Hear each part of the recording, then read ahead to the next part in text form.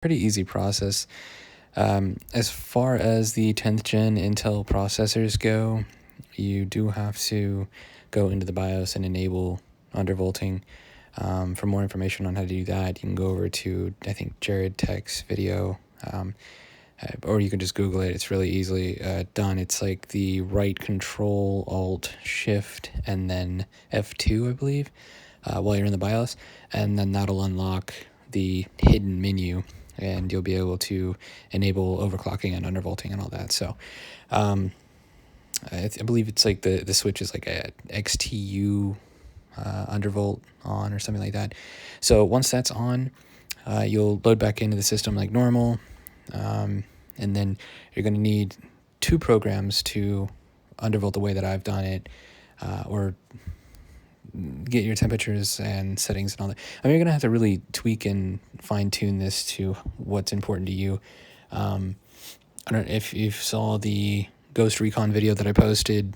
The difference between just stock right out of the box and the undervolt settings that I've applied, you lose about, I want to say, 15 to 20, maybe 25 frames per second. But, I mean, I'm still pushing 60 plus easy. And for some games like Ghost Recon Wildlands, for example, I don't mind running at 60 frames per second personally. The MSI GS66 Stealth that I got, it has the 10th gen i7 10750H processor with an RTX 2060 just regular GPU. And so that came with a 240 hertz panel, refresh panel. So, I mean, yes, 240 hertz would be the ideal goal for most games, but honestly, RTX 2060 is not going to push that on a lot of titles. I mean, maybe if you crank the settings down to low, you could probably hit that on a couple titles, but not most. So for me, anything over 60 is more than fine. And on like competitive esports titles like Overwatch and stuff like that, I mean, easily, I have a video that I'm going to put out later. You can hit 240 frames per second, no problem, on medium, high, you just have to tweak a couple settings here and there. Anyway, enough of that. Let's go ahead and get into how to undervolt your system. So once you've enabled it in the BIOS, you'll download Throttle Stop. When you go to try and run Throttle Stop for the first time, you'll download it, and then you're going to get this folder right here. It's going to be a zip folder. Then you're going to right click on it, extract all, and then you'll have a Throttle Stop folder like this. I decided to put it on another drive. You can put it wherever you like, just so it's easily accessible.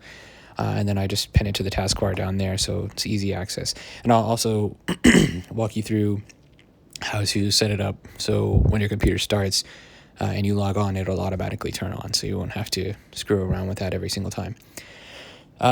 So once you have Throttle Stop downloaded and extracted, you'll try and run it, and it's going to probably give you some sort of error, say that you're missing like 2 files. In order to accomplish fixing that problem, I'll leave a link to this in the description down below. You're going to have to download these and install them, and that'll fix those 2 files. Once you have those installed, you can go run Throttle Stop again. It'll pop up with a warning, I believe, that lets you know that using Throttle Stop could damage your system. Use at your own risk, blah, blah, blah. Just click accept, and then you're going to be greeted with this. So this is how we're going to undervolt your system. And as I mentioned to the individual that left a comment asking for a video on how to do this, no, I'm not extremely familiar with all the settings for undervolting. I just know what I did through the research that I've done, and from the temperatures I've seen straight out of the box, this runs about 95 to 100 degrees Celsius on the CPU, no matter what title I'm running, at about high settings. Now, obviously, you could crank the settings down in games and accomplish lower temperatures, but not that much lower. So by undervolting, it allows you to maintain the same graphical settings, giving up maybe 10 to 20 FPS. And again, if you want more frames, you're more than welcome to use higher undervolt settings and not bring them down as low as I have. But this just works for me personally. I don't like a lot of heat. I don't like the fan noise being real high. So this is just how I've gone about it. I don't really mess with the clock modulation or the modulation. From my understanding, that it like can go to 100% max, which is where it's at, and if you enable it, you can lower it down, and that adjusts the overall clock speed of the CPU. Correct me if I'm wrong. Set multiplier, to be honest, not really sure what that does. Don't want to touch it. Speed shift EPP. From what I read, having it at 0 means it's disabled. And you can go from like 0 all the way up to 255, with 1 being like full tilt, 255 being the lowest settings.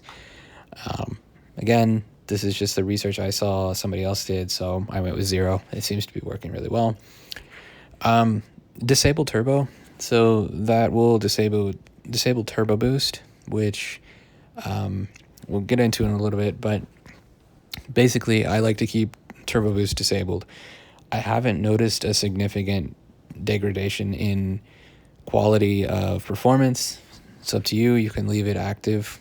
From my understanding, turbo boost really is only to do with like application launch time. So your CPU will turbo boost the clock speeds to increase launch speeds of applications, games, and stuff like that. I mean, they run and launch just fine without it on. So, and it also brings the temperatures way down because it keeps the clock speeds stable at the same clock all the time. So feel free to play around with that. It's not going to do any harm. But just from experience, like earlier I was doing Warzone, I played around with turbo boost on and off.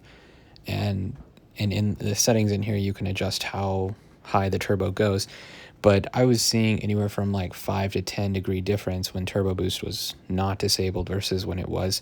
So I just prefer to save those 10 degrees Celsius, keep the system cooler, and keep the fans lower.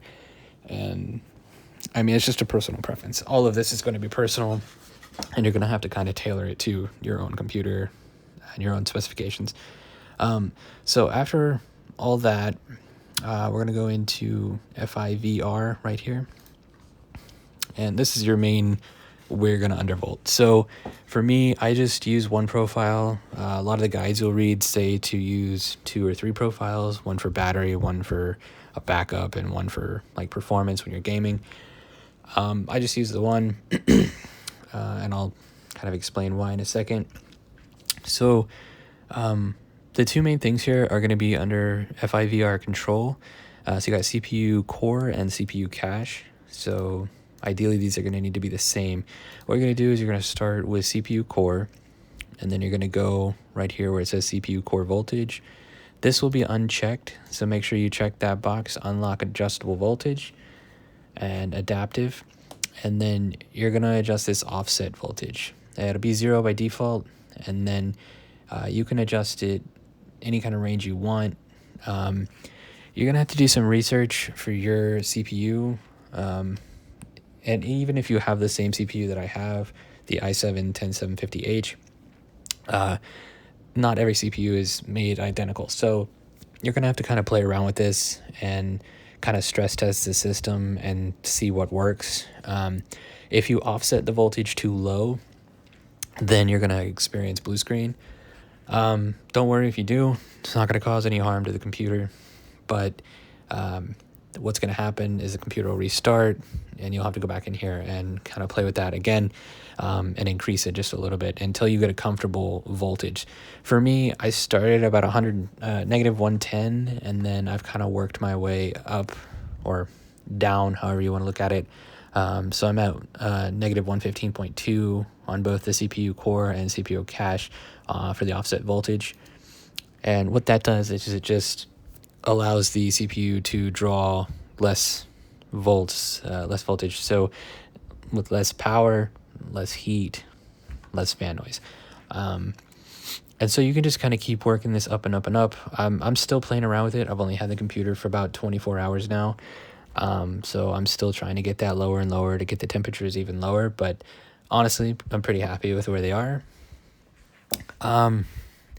As far as turbo boost goes, if you do end up using turbo boost and you don't disable it, the turbo ratio limits right here are going to be what determines the max speed that turbo can clock up to.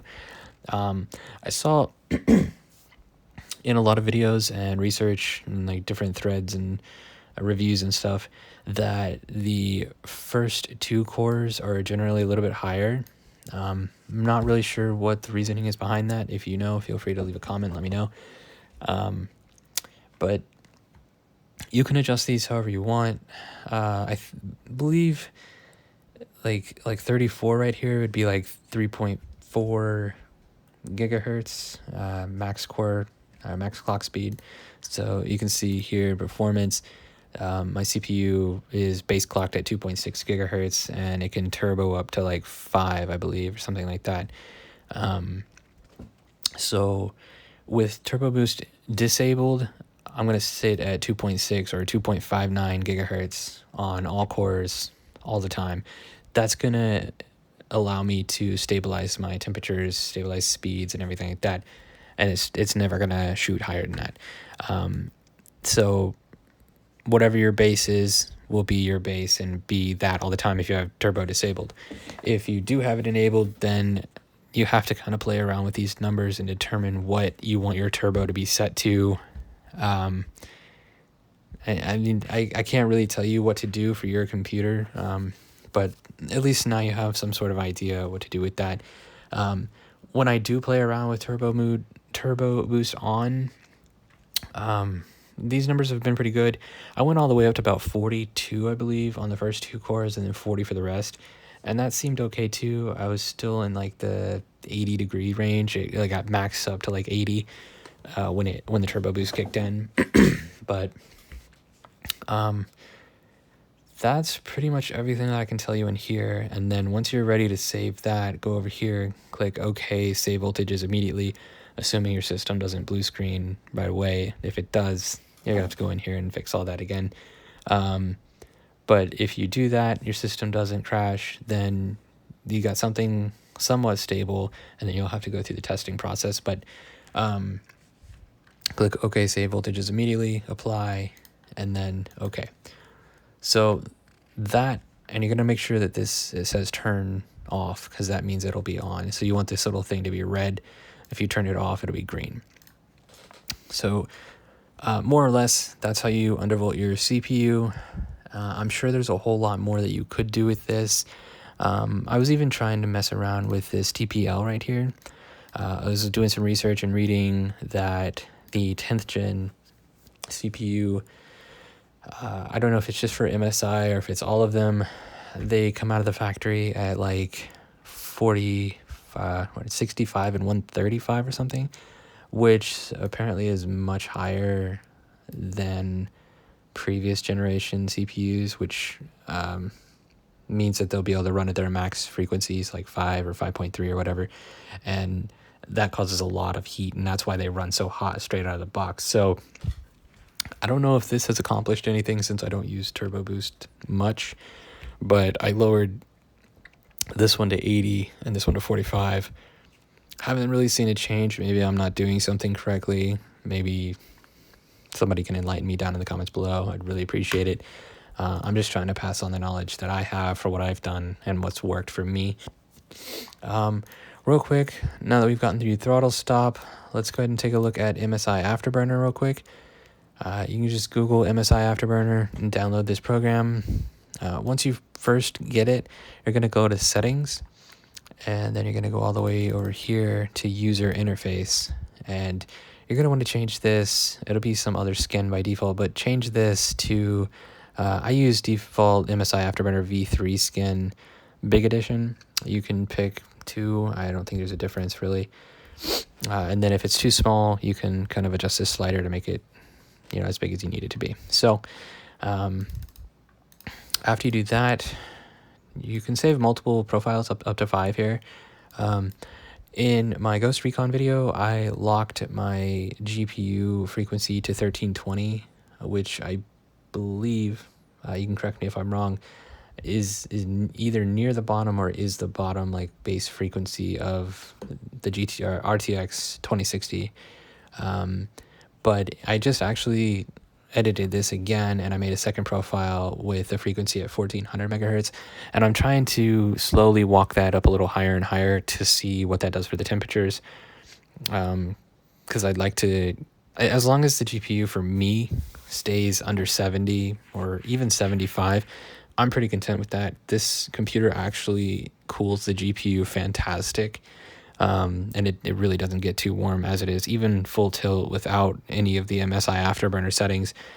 I mean, the worst that I saw the GPU get up to was maybe 76 or 77, and that was at like high detail on Ghost Recon.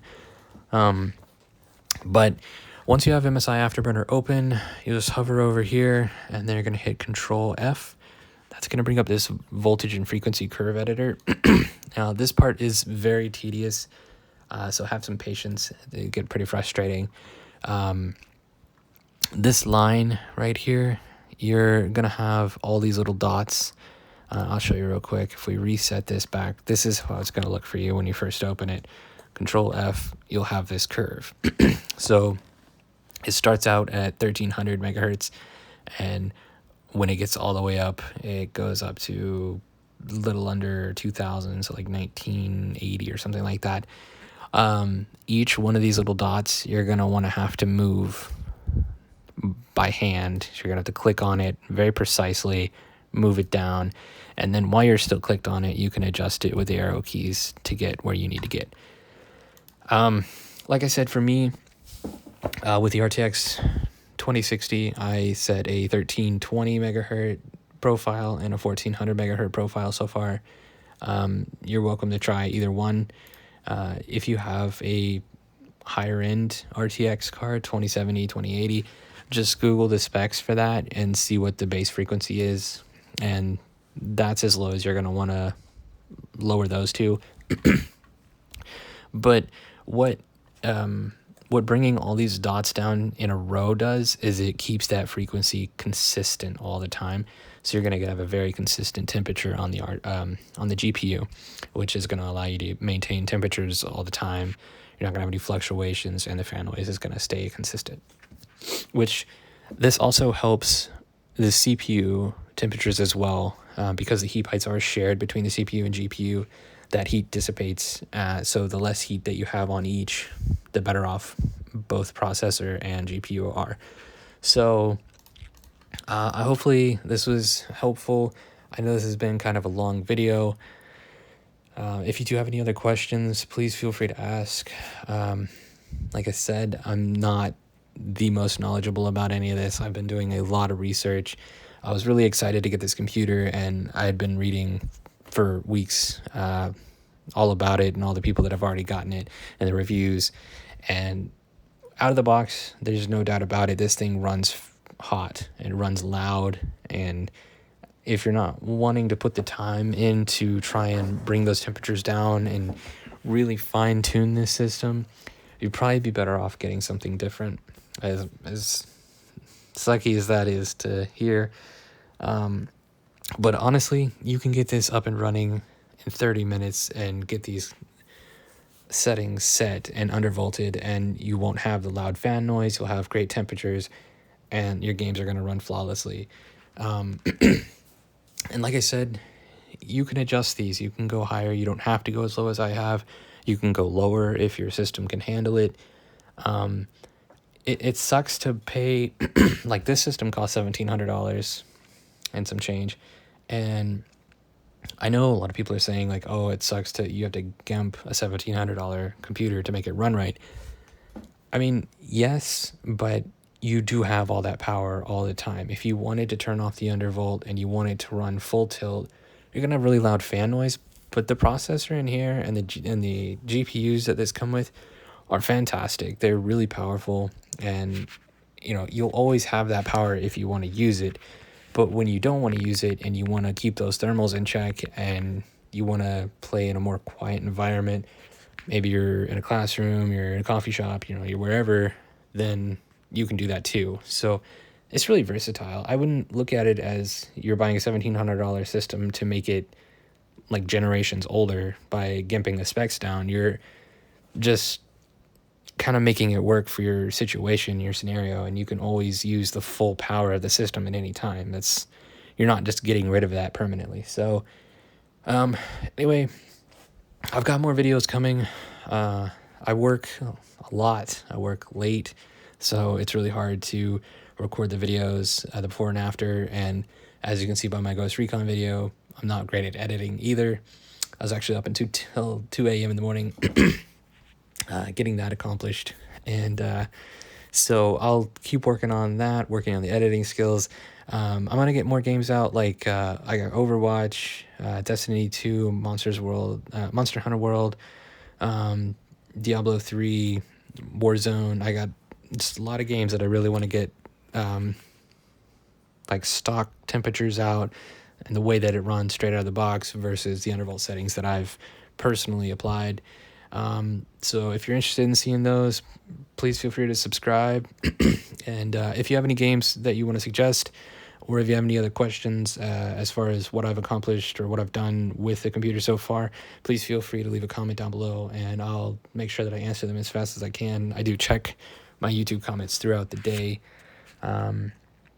But yeah, if you're looking at getting this computer, whether it's the base model like I got or even the higher end models, I definitely recommend it. I think if it's worth putting 30 minutes or a few hours of time into fine tuning it and making it yours. It's a beautiful machine. It's really light for what's in it. The design is gorgeous. It feels really great in the hand, and it just runs really well. So yeah, thanks for watching, and I will catch you guys in the next video.